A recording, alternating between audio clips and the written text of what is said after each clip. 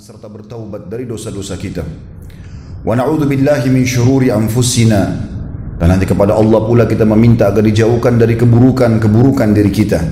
Wa min sayyiati a'malina, dan dari segala dosa yang pernah kita lakukan. May yahdihillahu fala mudhillalah. Barang siapa yang telah Allah berikan petunjuk maka tidak akan pernah sesat selamanya. Wa may yudhilhu fala hadiyalah.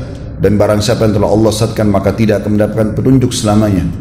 Asyhadu an la ilaha illallah wahdahu la syarika lah wa asyhadu anna Muhammadan abduhu wa rasuluh. Saya bersaksi tiada Tuhan yang berhak disembah kecuali Allah dan Muhammad benar-benar hamba juga utusannya.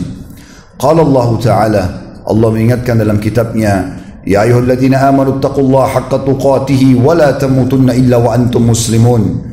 Hai sekalian orang-orang yang beriman, bertakwalah, hanya patuh dan tunduklah kepada satu-satunya pencipta segala sesuatunya, baik di langit, di bumi, di kedalaman lautan, terjangkau atau tidak terjangkau oleh mata kita, yaitu Allah Subhanahu wa Ta'ala. Sebenar-benar patuh dan tunduk, dan jangan kalian meninggal dunia kecuali dalam keadaan Islam.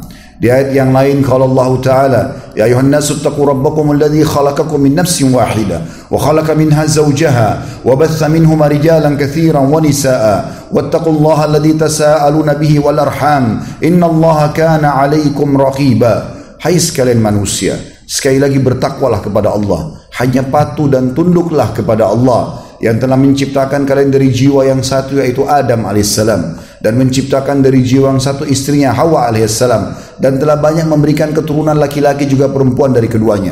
Sekali lagi bertakwalah kepada Allah dan jagalah hubungan silaturahim, sesungguhnya Allah senantiasa mengawasi kalian.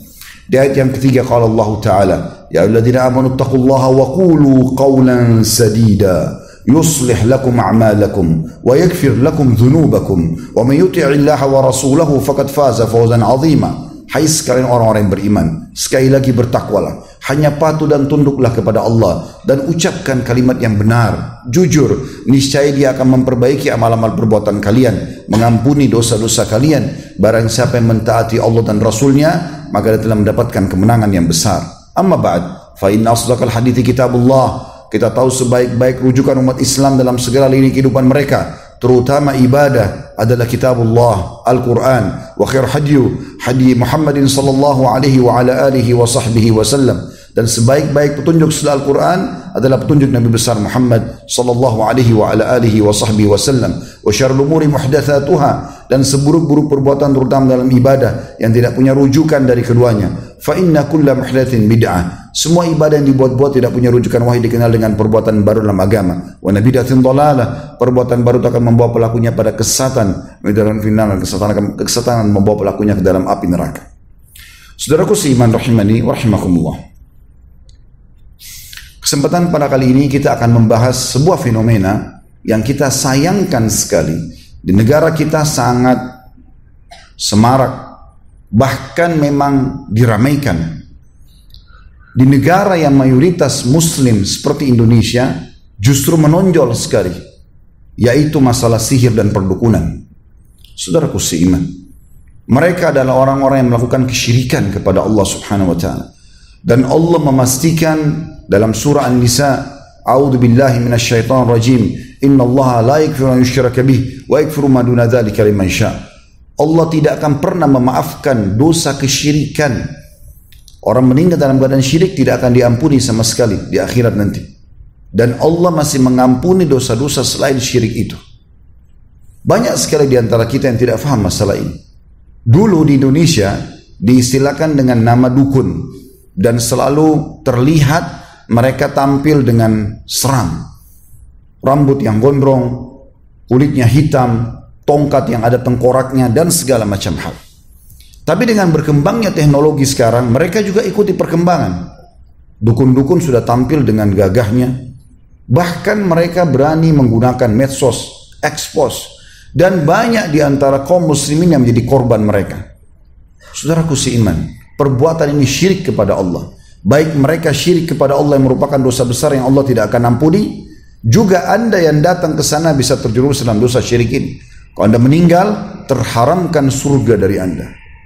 Renungi baik-baik dan kita coba lebih dalam membahas bagaimana kedudukan para dukun dengan apapun nama mereka, dukun, peramal, penyamun, penyihir, segala macam yang mereka gunakan sebagai nama dan istilah, dan juga praktek sihirnya.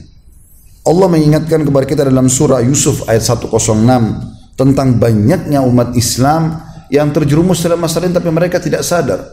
A'udzu billahi minasyaitonir rajim. Wa ma yu'minu aktsaruhum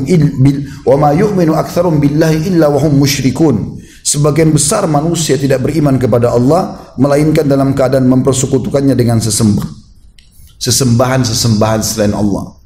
Ibnu Abbas menafsirkan ayat ini mengatakan, kalau ditanya kepada mereka siapa yang menciptakan langit, siapa yang menciptakan bumi, siapa yang menciptakan gunung-gunung, mereka akan jawab Allah. Artinya mereka kaum muslimin. Tetapi dengan semua keyakinan mereka itu, mereka masih mempersekutukan Allah dengan menyembah selainnya.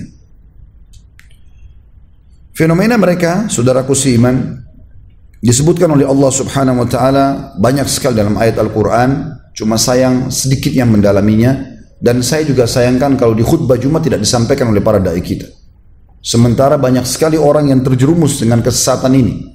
Bahkan sudah menjadikan dukun-dukun ini sebagai tempat mereka mengadu nasib mereka dibandingkan Allah Subhanahu wa taala. Untuk bahagia rumah tangga, pergi ke dukun. Untuk supaya orang suka sama dia, pergi ke dukun. Sukses usahanya, pergi ke dukun. Semuanya dukun. Bahkan yang kita sayangkan sekali, dijadikan seperti sebuah humor dalam film-film dan sinetron, seakan-akan mereka ini adalah orang-orang yang boleh didatangin dan orangnya lucu dan segala macam hal. Perhatikan apa yang Allah katakan tentang mereka dalam surah Asy-Syu'ara ayat 221 dan 223 sampai 223. A'udzu billahi minasyaitonir rajim. Hal unabbi'ukum ala man tanazzalu asyayatin tanazzalu ala kulli affakin athim yulquna as-sam'a wa aktsaruhum kadhibun. Apakah, kata Allah SWT, akan aku beritakan kepada kalian kepada siapa syaitan-syaitan itu turun, kepada siapa syaitan-syaitan itu selalu berteman, nongkrong. Dan syaitan kita sudah tahu, golongan dari jin yang Allah mengatakan aduwwum mubin, musuh nyata buat kalian, dipimpin oleh iblis. Allah berikan gambaran kepada kita. Mereka turun kepada setiap pendusta, tiap-tiap pendusta, lagi yang banyak berbuat kejahatan, yaitu para dukun dan tukang sihir. Syaitan-syaitan tersebut menyampaikan berita kepada mereka dengan mencuri berita dari langit, lalu menyampaikan kepada para dukun dan tukang sihir, dan kebanyakan mereka adalah pendusta. Ini ditilawakan oleh orang beriman sampai hari kiamat dalam surah Asy-Syu'ara ayat 221 sampai 223. Imam Qatadah rahimahullah, salah satu tokoh yang masyhur dari kalangan tabi'in, Qatadah bin Da'amah namanya, rahimahullah, beliau wafat tahun 110 Hijriah, menafsirkan ayat ini mengatakan bahwa para pendusta lagi banyak berbuat jahat dan buruk adalah para dukun dan tukang sihir. Begitu juga beliau mengatakan, dan mereka itu adalah teman-teman dekat para syaitan dan mendapat berita yang dicuri dari langit oleh syaitan-syaitan tersebut. Bahkan sahabat mulia Abdullah bin Mas'ud radhiyallahu anhu pada saat menafsirkan firman Allah Subhanahu wa taala dalam surah Al-An'am ayat 112, A'udzu billahi minasyaitonir rajim. Wa kadzalika ja'alna likulli nabiyyin 'aduwwan syayatinal insi wal jin yuhi ba'dhum ila ba'din dzukhrufal qawli gurura. Dan demikianlah kami jadikan bagi tiap-tiap nabi itu musuh, yaitu syaitan-syaitan dari kalangan manusia dan syaitan-syaitan dari kalangan jin. Sebagian mereka membisikkan kepada sebagian yang lain perkataan-perkataan yang indah dan menipu manusia. Abdullah bin Mas'ud berkata radhiyallahu anhu, yang dimaksud dengan syaitan-syaitan manusia adalah para dukun dan tukang sihir. Dalam sebuah athar diriwayatkan dari Jabir bin Abdullah radhiyallahu anhuma, beliau mengatakan bahkan dukun-dukun ini disebutkan sebagai tagut yang banyak disebutkan dalam Al-Quran. Mereka adalah para dukun dan mereka adalah syaitan-syaitan manusia yang syaitan-syaitan jin bekerja sama dengan mereka. Allah Subhanahu wa taala menyuruh kita untuk kufur kepada tagut ini. Tidak boleh ikut sama mereka. Dan kalau kita ikut, maka kita akan bersama dengan mereka kepada kekafiran. Allah sebutkan dalam surah An-Nahl ayat 36. A'udzu billahi minasyaitonir rajim. Wa laqad ba'atsna fi kulli ummatin rasulan an i'budullaha wajtanibut taghut. Dan sungguhnya kami, kata Allah, telah mengutus setiap rasul atau setiap rasul yang kami utus, maka selalu mereka menyampaikan sembahlah Allah dan jauhi taghut. Sementara tadi sudah dijelaskan taghut adalah para dukun dan penyihir ini. Juga dalam firman Allah yang lain dalam surah Al-Baqarah ayat 256, A'udzu billahi minasyaitonir rajim. Faman yakfur bit-taghuti wa yu'min billahi faqad istamsaka bil 'urwatil wuthqa lam fisama laha wallahu samii'un 'alim. Barang siapa yang ingkar kepada tagut, justru membenci mereka, menjauhi mereka, memerangi mereka dan beriman kepada Allah, hanya minta kepada Allah Subhanahu wa taala. Ingin bahagia rumah tangga, jangan lintas alam. Di alam kita saja manusia. Kalau orang pergi ke dukun, lintas alam, bawa foto pasangan, minta supaya dukun tersebut memantrai, lalu menggunakan jasa jin atau syaitan untuk menyihir lawan jenis supaya menyukainya. Ini lintas alam. Sederhana cara manusia. Saya bermuamalah dengan baik dengan istri, tatapan mata yang syahdu, ucapan yang santun, zaman ramah yang tangan yang ramah, kemudian saya royal dan loyal dengan dia jatuh cinta, selesai. Itu alam manusia. Saya mau usaha saya maju, tidak perlu saya pergi ke dukun untuk minta kris, minta kuningan, minta koin yang tidak masuk akal, dengan syarat-syarat lebih tidak masuk akal lagi. Sembeli ayam hitam, darahnya diminum, darahnya diteteskan di titik tertentu, ditanamkan sebuah benda di tanah. Dari mana semua ini? Ini alam syaitan dan haram hukumnya melakukan semua ini. Kenapa kita nggak sederhanakan? Alam manusia sederhana, modal halal, sistem halal, produk halal, selebihnya tawakal kepada Allah. Demi Allah untuk. Kenapa harus menggunakan alam-alam seperti ini? Kenapa kalau benci sama orang karena perbuatannya, kenapa kita nggak dakwai? Kenapa kita nggak berdoa kepada Allah kalaupun kita merasa terzalimi? Berdoa agar Allah SWT menangkan kita dari dia. Selesai. Doa senjata setiap orang beriman. Doa bisa menembus hati-hati manusia, bisa menembus benteng-benteng musuh. Kenapa harus datang ke dukun, kemudian dibuatlah boneka mainan, ditusuk-tusuk sehingga orang tersebut sakit. Dan itu terus terjadi. Dan subhanallah, tanpa mereka sadari, mereka beriman dan bermuamalah dengan para tagut yang Allah perintahkan kita untuk supaya kufur kepada mereka. Kenapa harus lintas alam, saudaraku seiman? Apalagi Anda yang sudah berpendidikan. Yang kita herankan, orang-orang yang sudah tinggi pendidikannya justru juga masih percaya dengan seperti ini. Dan subhanallah, orang yang sudah pernah ke dukun, teman-teman sekalian, dia akan terus ketagihan. Karena kalau dia ke dukun tanpa dia sadari, yang pertama disihir dia justru. Karena si dukun-dukun ini mau supaya mereka ini terikat menjadi pasien rutinnya. Ini akan ada umurnya, sekian lama kamu harus bayar. Kalau dia minta sesuatu, maka dia harus kembali lagi sekian bulan dan seterusnya. Bahkan ada praktisi berbahasa menyampaikan kepada saya sendiri, ini seperti SIM, dia bilang sama saya begitu. Kenapa seperti SIM? Maksudnya apa, Pak? Iya, ini harus diperbaharui dan berpanjang. Kalau enggak berlaku lagi sihirnya. Kenapa kita begitu bodoh membeli sebuah kertas, membeli sebuah kris, puluhan juta, ratusan juta? Kenapa untuk dapat jabatan harus pergi ke orang-orang bodoh ini? Kenapa enggak sujud kepada Allah? Kenapa enggak berdoa di sholat malam? Mana kita dari ajaran baginda Nabi SAW? Kenapa praktek ini dibiarkan? Hadis-hadis sahih melarang kita masalah itu. Dua buah hadis yang mulia. Kata Nabi SAW, siapa yang mendatangi dukun, peramal, penyamun, penyihir, bertanya, sebuah riwayat mengatakan belum percaya, baru tanya, iseng, coba terka tangan saya, coba terka nasib saya, coba buat istri saya suka, coba buat suami saya suka, coba usaha saya maju, coba supaya laris dagangan saya, dan segala macam hal. Maka tidak diterima sholatnya 40 hari. 40 hari yang lalu sudah dikerjakan hilang semua. Sekali ke dukun, 2 kali ke dukun, 3 kali ke dukun. Begitu beratnya perbuatan ini, 1 kali bertanya pada mereka saja, meramal nasib atau apapun sifatnya, 40 hari sholat kita ini luar biasa, bukan main-main.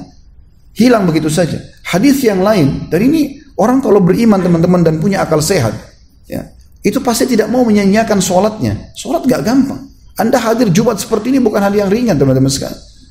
Mahal sekali nilainya, tapi bisa hilang 40 hari termasuk Jumatnya hanya dengan sekali ke orang bodoh ini. Sayang sekali.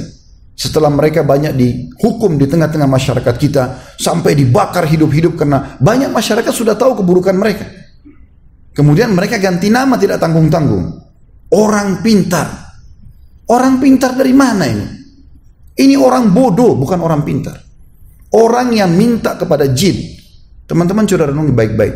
Kenapa Allah tidak mengutus Rasul satupun dari para jin? Kenapa tidak ada dari jin? Nggak ada. 124.000 nabi, diantaranya 313 rasul, semua dari manusia. Karena manusia itu fi ahsani takwim. Kita ini yang terbaik. Jin itu cuma ikut sama kita sebenarnya. Bagaimana Anda yang sudah kuliah, kemudian belajar dengan anak SD? Masuk akal nggak sih? Nggak masuk akal. Makanya jin-jin itu suruh hal-hal yang tidak masuk akal. Makan kotorannya sendiri, merusak segala macam hal yang tidak masuk akal. Minum darah, taruh ini, taruh itu, dan segala macam hal. Dalam majelis Syekh Utsaimin rahimahullah, seorang ulama di Saudi, ada satu orang datang dengan temannya. Temannya ini kebetulan punya ilmu kebal, diberikan sebuah jimat oleh seorang dukun. Kemudian temannya ini yang mukmin ini mengatakan, "Syekh, ini teman saya punya ilmu kebal." Kata syekhnya, "Sebentar, kita berhentikan dulu majelis. Apa benar kau punya ilmu kebal?" Dia mengatakan, "Iya, Syekh." Kemudian kata syekhnya, "Saya tahu kau diletakkan sesuatu di tubuhmu, jimat." Dia bilang, "Iya." "Baik, kau mau nggak saya ajak kamu dan disaksikan oleh semua orang di sini untuk buka jimat itu supaya kamu tahu apa isinya?" Dia bilang, "Tapi saya punya syarat, tidak boleh dibuka." "Baik, saya coba memberikan kepada kau jaminan dengan izin Allah tidak akan terjadi apa-apa. Apa yang selama ini dukun kamu menakut-nakuti kamu tidak akan terjadi apa-apa." Akhirnya setelah itu dia merasa oke, baik, dia mau. Dibukalah jimat tersebut, kain, dibuka jahitannya dengan jahitan yang sangat luar biasa. Dibuka, dalamnya ada lagi kain kecil. Dibuka lagi sampai 5-6 kain kurang lebih. Ternyata di dalamnya, teman-teman sekalian, mohon maaf, ini memang kotoran sapi yang sudah kering. Kenapa ini dipakai sebagai jimat? Karena jin atau syaitan yang ditugaskan oleh dukunnya tadi suka dengan bau itu sehingga selalu bersama dengan dia. Untuk apa semua ini? Kenapa kita masuk ke alam seperti ini? Dan akhirnya Syekh memberikan gambaran kepada dia, musnahkan ini, Allah SWT akan jadi penjagamu. Teman-teman, kalau Allah tidak jaga kita, gak usah kita lintas alam seperti itu. Kalau tidak jaga kita, kira-kira kita masih bisa sampai ke sini tadi. Teman-teman yang naik motor, apakah masih bisa aman dengan batu yang terlempar? Kita bisa saja kena setiap saat, bisa saja tabrakan, bisa saja segala macam terjadi, tapi Allah menjaga kita. Allah kirim malaikat yang menjaga kita. Kenapa harus jin? Dan mereka ini kufur kepada Allah Subhanahu wa ta'ala. Mereka masih di bawah manusia, bukan di atas kita. Manusia paling sempurna ciptaan Allah Subhanahu wa ta'ala. Berhenti masalah ini, teman-teman sekalian. Jangan dianggap ini fenomena yang biasa, karena ini kufur kepada Allah Subhanahu wa ta'ala. Allah mengatakan tadi dalam Al-Baqarah ayat 256, barang siapa yang ingkar kepada tagut dan beriman kepada Allah, siapa yang ingkar kepada para dukun dan penyihir tersebut, lalu beriman kepada Allah, hanya minta kepada Allah, sesungguhnya dia telah berpegang pada buhul tali yang amat kuat. Dia akan bahagia di dunia, hidupnya tidak akan ada sesuatu yang samar. Di alam manusia tidak ada yang samar, jelas kok. Transaksi kita jelas, semuanya jelas. Akad nikah kita jelas, hubungan biologis jelas, semua jelas kok. Maka dia telah berpegang pada buhul yang sangat kuat dan tidak akan pernah putus, dan Allah maha mendengar lagi maha mengetahui. Bayangkan bagaimana buruknya profil para dukun, penyihir, penyamun dan seterusnya ini, teman-teman sekalian. Yang kita sayangkan, subhanallah, di zaman kita sekarang bahkan mereka berani masuk di medsos, mengadakan pelatihan-pelatihan ilmu santet, merusak hubungan suami istri, merusak rumah tangga orang, menyakiti orang lain, merusak pekerjaan orang lain. Ini semua, teman-teman sekalian, hal yang haram. Ayat yang paling jelas tentang masalah kekufuran mereka adalah Al-Baqarah 102. Bunyinya, a'udzubillahi minasyaitonirrajim. Wattaba'u ma tatlu asyayatin 'ala mulki Sulaiman wa ma kafara Sulaiman walakinna syayatin kafaru yu'allimuna an-nasa as-sihra wa ma unzila 'ala al-malakaini bi Babila Harut wa Marut wa ma yu'allimani min ahadin hatta yaqula innama nahnu fitnatun fala takfur fayata'allamuna minhuma ma yufarriquna bihi bainal mar'i wa zawji wa ma hum bidarrin bihi min ahadin illa bi idnillah wa yata'allamuna ma yadurruhum wa la yanfa'uhum wa laqad 'alimu laman ishtarahu ma lahu fil akhirati min khalaq wa la bi'sa ma syaraw bihi anfusahum law kanu ya'lamun. Kata Allah Subhanahu wa taala, dan mereka mengikuti apa yang dibaca oleh syaitan-syaitan pada masa kerajaan Sulaiman, dalam kurung, dan mereka mengatakan bahwa Sulaiman yang mengerjakan sihir. Syaitan menyebarkan fitnah itu. Sulaiman tidak mengerjakan sihir, kata Allah, ya. Hanya syaitan-syaitan itulah yang kafir, kata Allah. Allah memastikan mereka kafir karena mengerjakan sihir tersebut. Mereka mengajarkan sihir kepada manusia dan apa yang diturunkan kepada dua malaikat di negeri Babil, yaitu Harut dan Marut. Sedang keduanya tidak mengajarkan suatu kepada seorang pun sebelum mengatakan, sesungguhnya kami hanya cobaan bagimu, maka janganlah kamu kafir. Maka mereka mempelajari dari kedua malaikat tersebut apa yang dengan sihir itu mereka dapat menceraikan antara suami istri, dan mereka para ahli sihir itu tidak memberikan mudarat dengan sihirnya kepada seorang pun kecuali dengan izin Allah, dan mereka mempelajari sesuatu yang memberi mudarat kepada diri mereka sendiri dan tidak memberi manfaat, padahal sungguhnya mereka telah meyakini bahwa barang siapa yang menukarkan kitab Allah Al-Quran dengan sihir itu tidaklah baginya keuntungan di akhirat, dan amat jahatlah perbuatan mereka karena menjual diri mereka sendiri dengan sihir karena kalau mereka mengetahuinya. Ayat ini teman-teman dipastikan oleh para ulama jelas tentang kekufuran para penyihir. Disebutkan dalam kitab Zadul Masir jilid 1 halaman 122. Karena banyak hal, diantaranya mereka mengaku-ngaku mendengarkan hal yang gaib atau mengetahui hal yang gaib. Ini dusta besar. Karena Allah SWT mengatakan dalam surah An-Naml ayat 65, A'udzubillahi minasyaitonir rajim, Qul la ya'lamu man fis samawati wal ardil ghaiba illallah wa ma yash'uruna ayyana yub'atsun. Katakanlah tidak ada seorang pun di langit dan di bumi yang mengetahui perkara yang gaib kecuali Allah, dan mereka tidak mengetahui bila mana mereka akan dibangkitkan. Nabi Muhammad SAW, apakah anda imani dia sebagai utusan Allah? Kalau tidak, percuma anda hadir di sini. Beliau adalah manusia mulia, pemimpin anak Adam SAW. Beliau sendiri menyatakan tidak tahu yang gaib. Kalau datang beberapa orang sahabat bertanya agama, beliau tidak tahu, beliau diam. Tunggu wahyu datang, baru beliau sampaikan. Sampai pernah ada seorang munafik hadir bersama Nabi SAW dalam satu perjalanan peperangan. Kemudian Nabi SAW kehilangan untanya. Setelah itu pemilik kemah, kebetulan Nabi SAW berada di sebuah kemah, ada seorang Ansar hadir di kemah itu. Dia memiliki kemah di sebelah kemah Nabi SAW. Di kemah itu ada orang munafik. Maka orang munafik itu di kemahnya sebelah ini mengatakan, waktu Nabi SAW bilang, untaku hilang, tolong carilah. Dia menyebarkan isu, dia mengatakan, ini kayak mengaku sebagai Nabi. Masa untanya aja hilang dia nggak tahu? Memang munafik selalu begitu. Memanaskan suasana supaya orang ragu dengan risalah dan wahyu ini. Maka yang terjadi teman-teman sekalian, Nabi SAW bilang di kemahnya, turun wahyu menyampaikan kepada beliau. Kata Nabi SAW dengan santun, walaupun orang yang sudah jahat sebenarnya. Kata Nabi SAW, kenapa ada di antara kalian yang mengatakan, ini kayak mengaku Nabi, untanya aja hilang dia nggak tahu. Ketahuilah, kata Nabi SAW, saya hanya manusia biasa seperti kalian. Saya tidak tahu yang gaib. Tapi sekarang wahyu telah turun kepadaku menyampaikan, kalau untaku ada di lembah itu, disebutkan lembah tertentu, talinya kekangnya tersangkut di salah satu dahan pohon, ambillah. Maka sahabat yang beriman pergi ke lembah tersebut mendapatkan unta tersebut.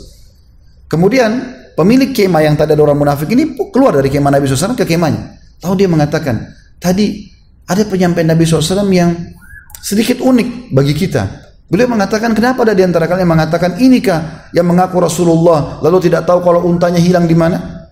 Lalu Nabi SAW mengatakan, ketahuilah aku manusia biasa, aku tidak tahu yang gaib, tapi sekarang telah turun wahyu menyampaikan untaku dari lembah fulan, tali kakangannya terikat di satu dahan, maka ambillah. Maka kami pun pergi, kami temukan unta tersebut. Lalu orang-orang itu mengatakan, apa kau tahu siapa yang Nabi SAW target maksudkan tadi? Dia mengatakan tidak. Kata mereka, ini orangnya, munafik yang tadi bicara. Maka pemilik kemah itu mengebukin si munafik tadi. Tapi saksi bahasan kita bagaimana Nabi SAW sendiri mengatakan, saya tidak tahu yang gaib. Sering kali terjadi dalam riwayat, beliau menyampaikan kalau tidak tahu gaib. Bahkan dalam Al-Quran Allah mengatakan, walau kuntu alamul ghaib walastakthartu minal khairi wa ma massani as-su. Allah menyuruh Nabi Muhammad SAW mengatakan, kalau seandainya aku tahu hal yang gaib, maka aku tidak akan pernah ditimpa sesuatu yang buruk. Pasti aku akan dapat banyak kebaikan-kebaikan. Itu Nabi Muhammad SAW. Bagaimana dengan orang-orang seperti ini teman-teman sekalian? Ini betul-betul harus diperangi, bukan dibiarkan.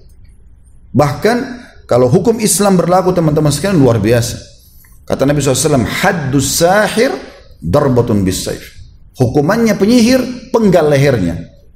Di Saudi sampai hari ini, kalau kepergok seorang dukun lagi praktek, nggak pakai negosiasi lagi udah. Nggak dipercaya lisannya, karena Allah katakan mereka pendusta. Bahkan saya berapa kali lihat cuplikan dukun-dukun ditangkap oleh pemerintahan Saudi, ditangkap resmi, dan mereka punya hayy amil ma'ruf nahi munkar, ada kementerian khusus mengurus masalah itu untuk menegakkan kebenaran dan melarang kemungkaran. Mereka kalau tangkap sampai dukunnya bersumpah, demi Allah saya tidak ngerti, demi Rasulullah pun sudah salah, sumpah begitu. Dan mereka salah. Mereka mengaku tidak dipercaya. Tangkap, berapa hari diproses, langsung eksekusi, penggal. Itu sabda Nabi SAW, karena kerusakannya terlalu banyak. Banyak rumah tangga orang rusak gara-gara penyihir ini. Banyak orang sakit gara-gara penyihir ini. Banyak usaha orang bangkrut gara-gara penyihir ini. Terlalu banyak kerusakannya. Terlalu banyak kerusakannya. Dan makin mereka kufur kepada Allah, maka makin didukung oleh iblis. La'natullahi alaih. Kalau dia menyatakan saya kufur kepada Allah dan dia menghinakan ayat Al-Quran, biasanya ayat Al-Quran sengaja dituangkan dengan darah haid, dikencingin dan segala macam. Dan yang kita uniknya di Indonesia teman-teman, saya temukan sendiri, mereka bergelar-gelar sebagai pemimpin-pemimpin umat Islam. Tapi ternyata dukun, pakai kopiah haji, ada di masjid, buka rumah anak yatim, tapi subhanallah dukun. Dan saya temukan sendiri, interaksi, ngobrol, akhirnya sampai dengan dia buat pengakuan, ya, kemudian dia berikan buhul-buhul itu. Subhanallah. Ini ditipu betul umat dengan masalah ini. Kalau orang yang tampil jelas tampangnya memang seperti dukun, mungkin masih bisa kita ingatkan. Tapi sekarang banyak mereka, karena tahu kita mayoritas muslim, mereka berpenampilan seperti kita. La haula wa la quwata illa billah. Teman-teman sekalian, cara sederhana membedakan. Kalau anda datang kepada seorang ustaz atau kiai yang benar, kalau anda punya masalah, maka dia akan mengatakan kembalilah tobat kepada Allah. Tidak ada syarat minta foto, nggak ada syarat minta supaya sembeli ayam, supaya ini nggak ada dalam Islam. Seorang ustaz atau kiai yang benar dia hanya menyampaikan. Tapi kalau sudah mulai syarat-syarat, malam Jumat Kliwon lah, apalah segala macam, ini semua tidak ada dalam Islam. Bahkan teman-teman sekalian, banyak di antara kita tidak sadar mereka belajar ilmu kebal dengan menganggap itu adalah supaya bisa kebal. Dari mana ini? Tidak pernah satu kali pun Nabi SAW memberikan sebuah kain ditulis-tulisi bahasa Arab misalnya, lalu dipakai kepada sahabat supaya kau kebal. Nanti kalau dipenggal sama orang kafir Quraisy, kau tidak mati. Nggak ada. Nabi SAW mengatakan kalau sudah siap pasukan mau perang, kumu ila jannati rabbikum, berdiri kejar surga Tuhan kalian. Disuruh mati, bukan disuruh kebal. Maka sahabat dengan semangat mau mati. Untuk apa belajar ilmu kebal? Untuk apa semua ini teman-teman sekalian? Nggak ada gunanya. Semua orang belajar ilmu kebalin begitu di ruqyah syariah pasti kesurupan. Untuk apa? Bahkan yang uniknya membawa nama agama. Ini nggak boleh. Ini tidak diterima sholatnya 40 hari. Hadis yang kedua teman-teman lebih tegas lagi. Kata Nabi SAW, barang siapa yang mendatangi dukun, peramal, penyamun, penyihir, bertanya dan percaya, maka dia telah kufur kepada apa yang diturunkan kepada Muhammad SAW. Kafir, harus syahadat lagi orang itu. Rusak Islamnya. Untuk apa? Gitu kan? Tapi kan Ustaz, kadang-kadang kami kalau datang ke sana, dia tahu keadaan kami. Jangan ditipu teman-teman sekalian. Anda punya korin, pendamping dari syaitan. Dia di tempat prakteknya taruh banyak syaitan-syaitan itu. Kalau Anda ngerti bahasa Arab bisa nonton di YouTube sebenarnya banyak sekali cuplikan dukun-dukun yang ketangkap di Saudi. Mereka bilang, kalau pas ketangkap, kok bisa kau tangkap saya? Saya sudah sebar sekian banyak jin, dukun, apa banyak syaitan, gitu kan? Ada di antara mereka yang ketangkap lagi di masjid, mau nipu orang. Tapi ketahuan dukun, dan disuruh keluar, diinterogasi, akhirnya terbukti dia adalah dukun. Mereka nyebarin itu. Jadi korin antum kerjasama sama dukun-dukun jin-jin apa syaitan-syaitan yang ditelatkan sama dia. Jadi pada saat masuk dia langsung mendebak. Oh kamu ada masalah rumah tangga ya. Oh kamu ada lagi sakit ini. Tapi informasi itu dari situ. Informasi gaib ini teman-teman yang mereka miliki adalah informasi Anda harus tahu ini. Yang dicuri dari langit. Dalam sebuah hadis yang sahih riwayat Bukhari. Pernah Nabi SAW melihat ada meteor jatuh. Lalu beliau bertanya kepada para sahabat. Apa yang kalian bilang di masa jahiliyah dengan meteor ini? Kata mereka, kami yakin pada saat itu ya Rasulullah, pada saat meteor lewat ada orang terkenal yang mati atau ada orang yang akan jadi tokoh baru lahir. Kata Nabi SAW, bukan seperti itu. Sebenarnya adalah, ya, Allah Nabi SAW jelaskan nih, bocoran buat kita. Kalau Tuhan kita Allah Subhanahu Wa Taala menentukan sebuah keputusan, misalnya esok hari akan terjadi apa, maka pemikul arsy-Nya Allah, malaikat 8 itu bertakbir. Maka yang di langit ke-7 semua malaikat bertakbir. Yang langit ke-6 semua bertakbir. Mendengar itu. Langit ke-5 bertakbir. Sampai langit pertama yang di atas kepala kita nih. Yang dikenal dengan sama'id dunia. Semua bertakbir. Lalu malaikat bertanya kepada pemikul arsy. Apa keputusan Tuhan kita? Lalu kemudian disampaikanlah semua, termasuk siapa yang akan bertugas dari malaikat-malaikat ini. Kata Nabi SAW, lalu syaitan-syaitan itu bersusun-susun. Nabi SAW berikan gambaran telapak tangan beliau ditumpuk satu sama yang lain, terus sampai ke langit, dan mereka berusaha mencuri informasi dari langit itu. Siapa yang akan mati, siapa yang akan sakit, siapa yang ini segala macam, itu dapat informasi dari langit. Kita orang beriman sudah yakin ada malaikat dan Allah memang menentukan takdirnya kok. Itu dibongkar oleh Nabi SAW.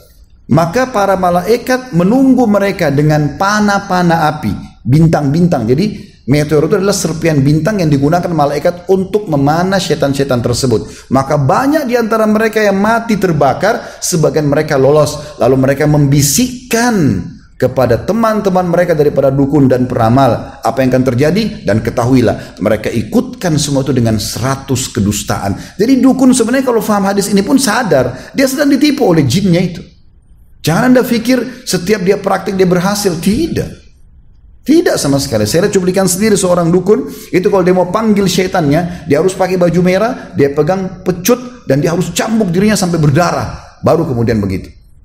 Kalau awal Anda mau praktekkan, Anda pergi bersemedi di sebuah gunung, di gua, di pinggir pantai, awal mau praktekkan itu, maka syaitan semua tidak berani mendekati Anda. Karena syaitan tahu ini manusia, dia khalifah di muka bumi. Tahu makna khalifah? Kita ini pemimpin, teman-teman. Allah bilang tentang Nabi Adam kan, inni ja'ilun fil ardi khalifah. Saya ciptakan pemimpin di muka bumi. Kita pemimpin. Begitu manusia diturunkan di muka bumi ini nggak ada lagi. Tahu kenapa iblis tidak mau sujud kepada Adam? Karena dia dulu mau mengkandidatkan diri sebagai pemimpin di bumi. Tapi begitu Allah ciptakan Adam dan dia sempat naik ke langit dan dia bersama malaikat melihat itu, dia tahu nggak ada lagi peluang buat dia. Maka dia tidak mau sujud kepada Adam. Dan dia berjanji akan membenci Adam alaihissalam, semua keturunannya akan disesatkan dengan janji dia tentunya.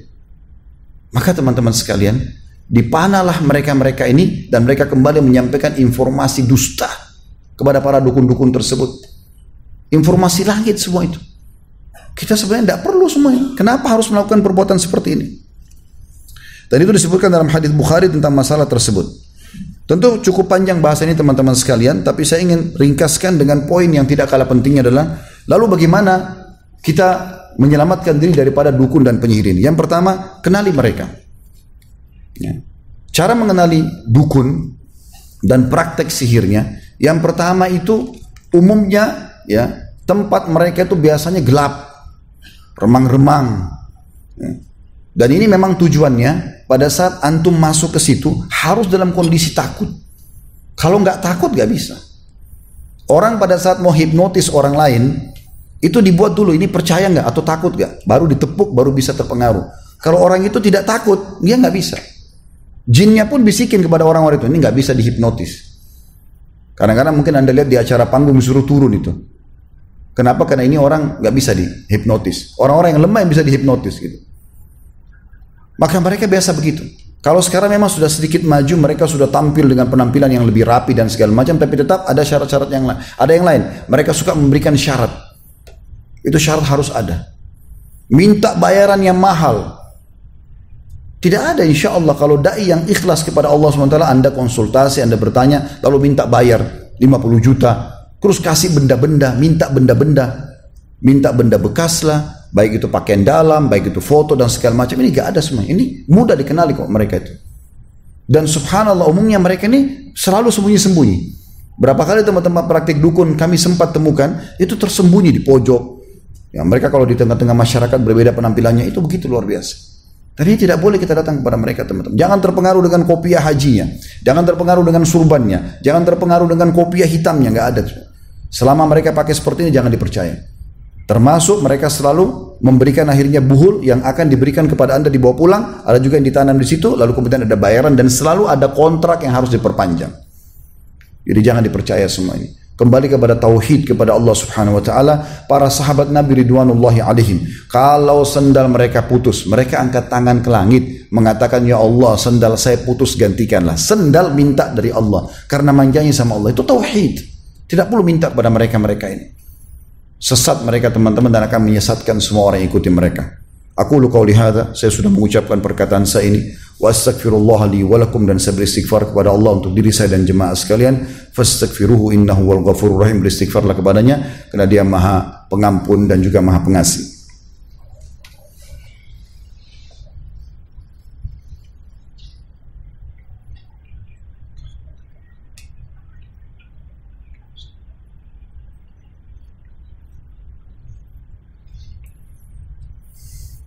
Alhamdulillah, wassalatu wassalamu ala rasulillah.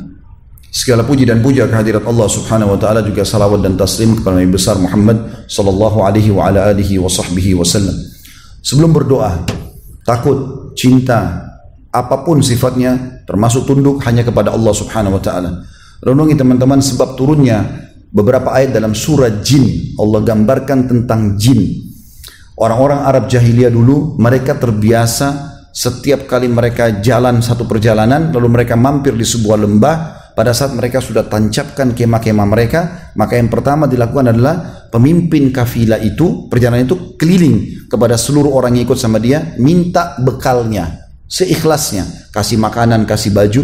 Kemudian dia datang ke tengah-tengah lembah, lalu dia sendiri bicara, wahai penjaga lembah, jangan ganggu kami.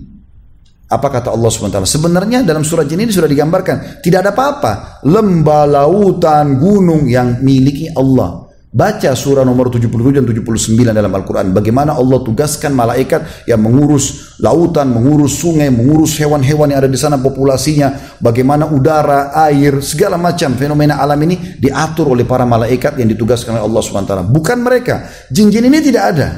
Mereka seperti kita manusia, hidup saja begitu. Tapi pada saat manusia memanggil-manggil mereka, ya, menunjukkan kalau mereka takut dan minta tolong, maka Allah mengatakan fazaduhum rahaqa. Maka syaitan-syaitan itu makin mengerjain mereka. Makin dikerjain. Kalau ada rumah dijual teman-teman sekalian murah karena ada orang bunuh diri atau ada orang dibunuh, saran saya dari mimbar ini beli. Jangan pernah percaya, oh nanti ada ruh gentayangan. Ini bohong besar. Mana ruh gentayangan itu? Ada yang pernah lihat? Tidak ada semua itu teman-teman sekalian. Kalau orang itu dibunuh, dia dibunuh mati. Kalau dia orang muslim, dia mati syahid. Dan kuburannya dia nikmati menjadi taman dari taman surga. Kalau dia orang kafir, disiksa di kuburan. Nggak ada waktu untuk gentayangan ganggu orang. Nggak ada waktu. Lalu itu dari mana Ustaz? Itu dari setan-setan di sekitar rumah itu. Kalau pagar rumah itu 10 meter, antum lagi lewat di situ, maka setan itu kumpul semua. Tuh yang gantung diri itu, rambutnya panjang, matanya belalak, keluar dari hidungnya. Kalau antum takut, maka betul-betul kita lihat ke sana, lihat itu. Tapi kalau ada teman sebelah kita yang tidak takut, kamu lihat gak? Dia bilang tidak. Karena dia nggak takut. Makin banyak orang takut, maka makin jadi itu. Seperti di perkampungan kita sering begitu. Oh jangan lewat di sungai itu kalau malam-malam. Nanti ada nenek-nenek. Atau nanti ada buaya kepalanya manusia lah, kuda kepalanya manusia. Ini khurafat dari mana ini? Kenapa harus dibiarkan semua ini? Bohong.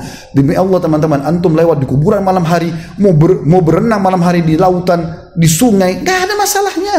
Kecuali yang memang fitrah, ada buaya, ada apa segala macam. Itu pun antum kalau baca, a'udzu bikalimatillahi tammat min syarri ma khalaq, dan beberapa doa lain, antum akan selamat karena penciptanya semua itu adalah Allah SWT. Kembali kepada tauhid yang benar, kita akan aman dalam hidup kita insyaallah.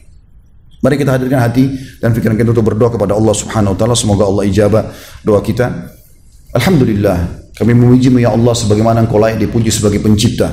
Dan kami mengucapkan salam hormat kami kepada utusan-Mu Nabi besar Muhammad sallallahu alaihi wa ala alihi wa sahbihi wasallam sebagaimana Engkau telah mengucapkan salam hormat kepadanya, dan juga agar ini menjadi tambahan pahala buat kami. Ya Allah, kami tidak berkumpul di tempat yang mulia ini, salah satu dari rumah-rumah-Mu, kecuali hanya untuk menjalankan perintah dan kewajiban yang telah Engkau bebankan kepada kami. Maka terimalah pahala Jumat ini dengan pahala yang lengkap, dan terimalah seluruh amal soleh yang pernah kami haturkan kepadamu, yang sudah kami lakukan, yang sedang kami lakukan, dan akan kami lakukan sampai menjelang ajal datang nanti. Ya Allah, maafkanlah semua kesalahan kami, kesalahan kedua orang tua kami, seluruh kerabat kami, seluruh muslimin dan muslimat, mukminin dan mukminat yang hidup dan juga yang sudah meninggal.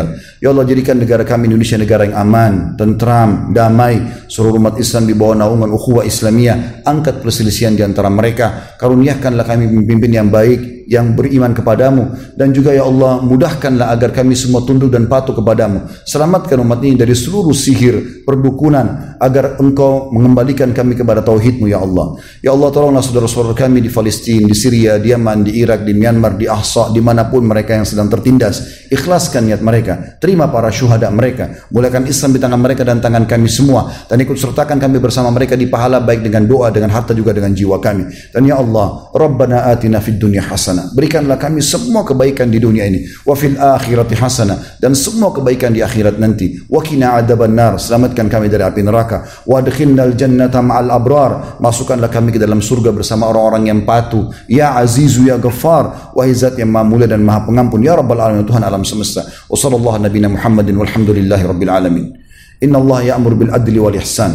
Sadarilah teman-teman, Allah selalu menyuruh kita berbuat kebaikan dan keadilan. Wa yanha 'anil fahsya'i wal munkari wal baghi, dan Allah larang perbuatan keji, perbuatan maksiat. Ya'idukum la'allakum tadhakkarun, itu peringatan dari Allah, maka jadikan sebagai prinsip hidup kalian. Fadhkurullahal 'azim yadhkurkum, ingat selalu Allah, Allah akan ingat kepada kalian. Washkuru 'ala ni'mati yazidkum, syukuri nikmat jadi pasti akan tambah. Wa dzikrullahi akbar, mengingat Allah adalah amal yang paling besar. Wa aqimis shalah, dan dirikanlah salat.